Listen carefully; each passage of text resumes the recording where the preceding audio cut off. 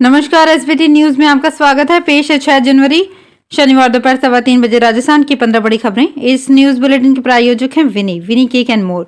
तो सबसे पहले एक नजर डालते हैं आज की हेडलाइंस पर। जयपुर में हो रही डीजीआईजी कॉन्फ्रेंस में साइबर सुरक्षा, इंटरनल सिक्योरिटी, खालिस्तान आतंकवाद पर होगी स्पेशल टॉक। सुप्रीम कोर्ट की एलजी को नसीहत, हर मुद्दे को प्रतिष्ठा का सवाल न बनाएं। दिलावर बोले, इंग्लिश मीडियम स्कूल का होगा रिव्यू, ट्रांसफर पर नहीं है रोक, जो देश के हित में वही पढ़ेंगे विद्यार्थी। अब कन्यादान में 51,000 तक देगी सरकार और राजमार्ग होंगे टोल प्लाजा मुक्त। जानिए अब आपका कैसे बचेगा टोल। और अब खबरें विस्तार से। जयपुर में आज डीजीआईजी कॉन्फ्रेंस का दूसरा दिन है। ये कॉन्फ्रेंस 3 दिवसीय है। ये कॉन्फ्रेंस कई मायनों में अहम है। प्रधानमंत्री नरेंद्र मोदी, गृह मंत्री अमित शाह और एनएसए अजित डोभाल कॉन्फ्रेंस में मौजूद रहेंगे। आज शनिवार को 4 सत्र आयोजित किए जाएंगे। साइबर सुरक्षा, इंटरनल सिक्योरिटी, खालिस्तान आतंकवाद जैसे विषयों पर स्पेशल टॉक होगी। इसके अलावा राजस्थान में कैसे बेहतर कानून व्यवस्था को बनाया जाए, इसके लिए विशेष टिप्स दिए जाएंगे। ह्यूमन ट्रैफिकिंग सहित अनेक महत्वपूर्ण बिंदुओं पर चर्चा की जाएगी। दिल्ली सरकार और एलजी के बीच विवाद एक के बाद एक, कई कानूनी विवाद सुप्रीम कोर्ट तक पहुंची हैं। शुक्रवार को फरिश्ते योजना से जुड़ी अरविंद केजरीवाल सरकार की याचिका पर सुनवाई करते हुए सुप्रीम कोर्ट ने एलजी को नसीहत दी है कि वे हर मुद्दे को प्रतिष्ठा का सवाल न बनाएं। कोर्ट ने एलजी का जवाब सुनने के बाद उनसे हलफनामा मांगा और कहा कि उनकी बात सच हुई तो आम आदमी पार्टी सरकार पर भारी जुर्माना लगाया जाएगा। फरिश्ते दिल्ली सरकार की एक योजना है जिसके तहत सड़क दुर्घटनाओं में घायल होने वाले लोगों को नजदीकी सरकारी या निजी अस्पताल में पहुंचाने पर उसका मुफ्त इलाज होता है और अस्पताल ले जाने वाले व्यक्ति को पुरस्कृत किया जाता है। दिल्ली सरकार ने एलजी और अधिकारियों पर फंडिंग में अड़चन पैदा करने का आरोप लगाते हुए सुप्रीम कोर्ट में याचिका दायर की थी। राजस्थान के शिक्षा मंत्री मदन दिलावर ने पदभार ग्रहण करने के साथ ही पूर्व कांग्रेस सरकार की योजनाओं का रिव्यू करने का फैसला किया है। शनिवार को सचिवालय में शिक्षा विभाग के अधिकारियों के साथ बैठक के बाद दिलावर ने कहा कि राजस्थान में चल रहे Mahatma Gandhi English medium school का रिव्यू किया जाएगा।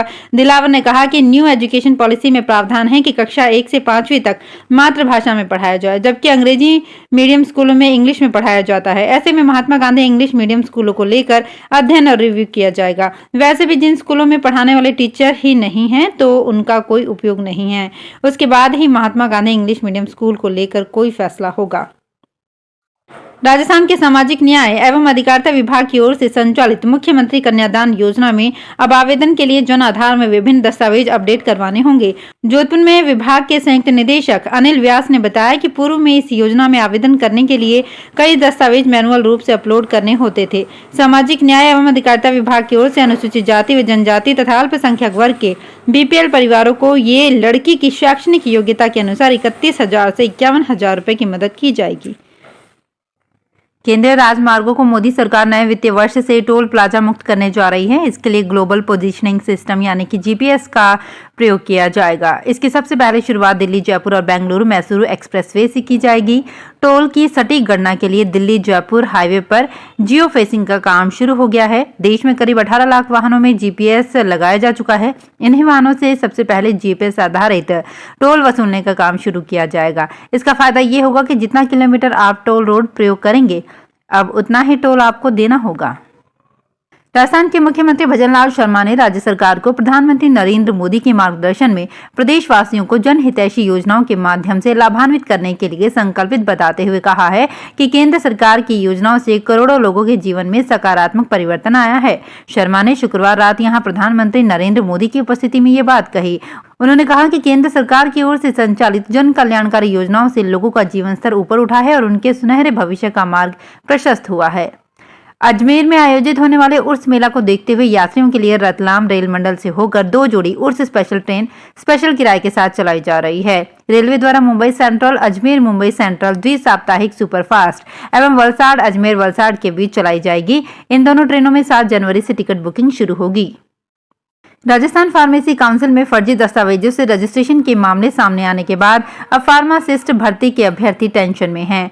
10 साल के लंबे इंतजार के बाद ये भर्ती निकली थी, इसलिए वे चाहते हैं कि ये भर्ती सरकार जल्दी से जल्दी पूरा करे। उन्होंने सरकार से मांग उठाई है कि फार्मासिस्ट भर्ती में प्रदेश के विभिन्न कॉलेजों से डिग्री डिप्लोमा करने वाले वास्तविक अभ्यर्थियों की सूची जारी कर उनकी नियुक्ति की प्रक्रिया प्रारंभ की जाए। बाहरी राज्यों से जिन अभ्यर्थियों ने डिग्री ली है उनका वहां से वेरिफिकेशन कराकर उनके बारे में निर्णय किया जाए। पाले में इन दिनों सर्दी का असर तेज है। न्यूनतम तापमान 6 से 7 डिग्री सेल्सियस तक पहुंच चुका है। इस तापमान में खुले में सोने वालों का सर्दी से क्या हाल होता है, ये जानने के लिए शुक्रवार रात को संभागीय आयुक्त वंदना सिंघवी ने रैन बसेरों का दौरा किया और लोडिया पार स्थित अन्य जगह खुले में सोने वालों को रैन बसेरों में सोने की अपील की। साथ ही उन्होंने भामाशाहों से कपड़े, जूते आदि जरूरतमंदों को डोनेट करने की अपील की। उन्होंने फुटपाथ पर सो रहे लोगों से मुलाकात की और उनके हाल जानने और उन्हें आश्रय स्थलों पर जाने की हिदायत भी दी। सनातन धर्म के प्रचार के उद्देश्य से जोधपुर से जगन्नाथपुरी के लिए निकली पैदल यात्रा आज मध्य प्रदेश से सागर पहुंची। यात्रा में जोधपुर के कई श्रद्धालु भी शामिल हैं। पंचदशनाम जूना अखाड़ा श्री दिगंबर नागराजपुरी के सानिध्य में ये पैदल यात्रा जोधपुर के औंगरनाथ महादेव आश्रम नाग पहाड़ से 24 दिसंबर को रवाना हुई थी।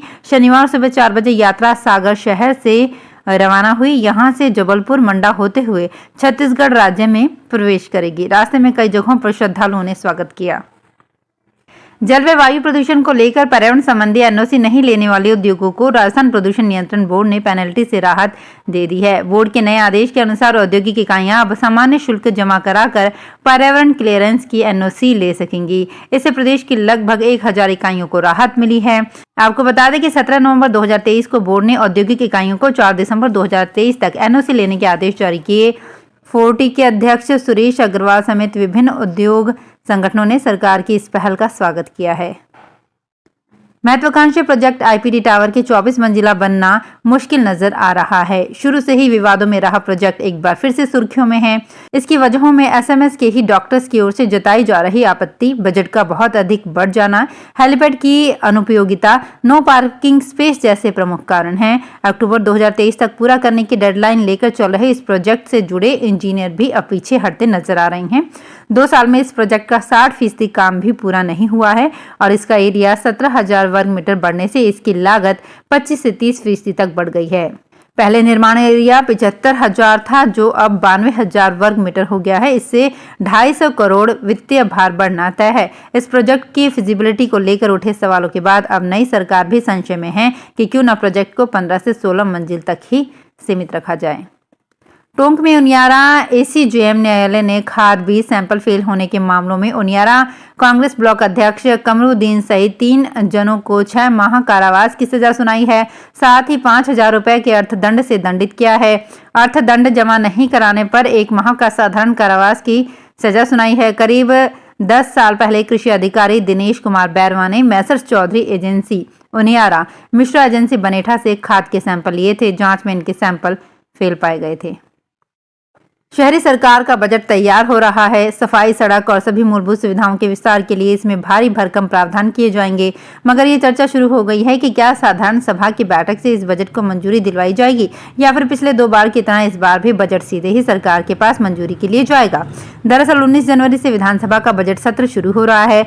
सत्र के बीच अगर नगर निगम साधारण सभा की बैठक बुलाती है तो उसे स्थानीय विधायकों से अनुमति लेनी जरूरी होती है। इस बार खुद सीएम भजन लाल शर्मा जयपुर की सांगानेर सीट से विधायक हैं। ऐसे में ग्रेटर नगर निगम को बैठक बुलाने से पहले सीएम की अनुमति लेनी होगी।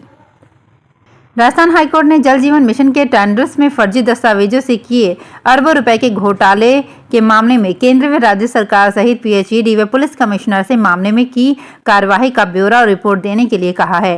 एक्टिंग सीजे एमएम श्रीवास्तव व जस्टिस शुभा मेहता की खंडपीठ ने ये निर्देश पब्लिक अगेंस्ट करप्शन संस्था की PIL पर सुनवाई करते हुए दिया। अधिवक्ता पूनम चंद भंडारी एवं डॉक्टर TN शर्मा ने बताया कि श्री गणपति ट्यूबवेल और श्री श्याम कृपा ट्यूबवेल कंपनी ने इरकॉन इंटरनेशनल लिमिटेड के फर्जी कंप्लीशन सर्टिफिकेट पेश कर जल जीवन मिशन में करीब 900 करोड़ रुपए के टेंडर प्राप्त किए। इस फर्जीवाड़े की जानकारी जल जीवन मिशन के अतिरिक्त मुख्य अभियंता को भी दी, लेकिन राज्य सरकार ने मामले में कोई भी कार्यवाही नहीं की। तो फिलहाल इस बुलेटिन में इतना ही। फिर हाजिर होंगे कुछ और बड़ी खबरों के साथ। अगर आप भी अपने आसपास की छोटी बड़ी और महत्वपूर्ण खबरों से अपडेट रहना चाहते हैं तो सब्सक्राइब कीजिए हमारे चैनल SPT न्यूज को और प्रेस कीजिए बेल आइकन पर।